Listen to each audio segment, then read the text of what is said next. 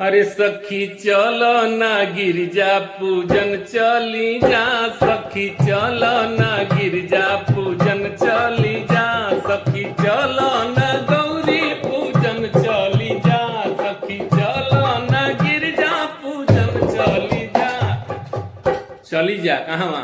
सखी चलो ना गिरजा पूजन चली जा, सखी चलो ना गौरी पूजन चली जा।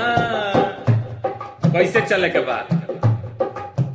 कानों में कुंडल माथे प बिंदिया, कानों में कुंडल माथे प बिंदिया। पूरा सज धज के चले के बाद पूजा पाठ करे खातिर माई की है, कहीं की वरदान लेवे के बाद। कानों में कुंडल माथे पे बिंदिया, कानों में कुंडल माथे पे बिंदिया। सखी नैना में सुरमा लगा के चली जा, सखी अखियां में सुरमा लगा के चली जा, सखी नैना में सुरमा लगा के चली जा, सखी अखियां में सुरमा लगा के चली जा। सखी चलो ना गिरजा पूजन चली जा, सखी चलो ना गौरी पूजन चली जा।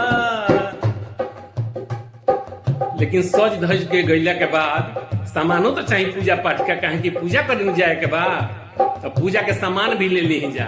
का लेवे के बाद? कुशवाहा जी अक्षत चंदन बेल के पाती, अक्षत चंदन बेल के पाती, बेल के पाती जी बेल के पाती, बेल के पाती जी बेल के पाती। पूरा एकदम सजा के चले के बाद फुलडाली में अक्षत चंदन बेल के पाती, अक्षत चंदन बेल के पाती। सखी फुलवा के डाली सजा के चली जा, सखी फुलवा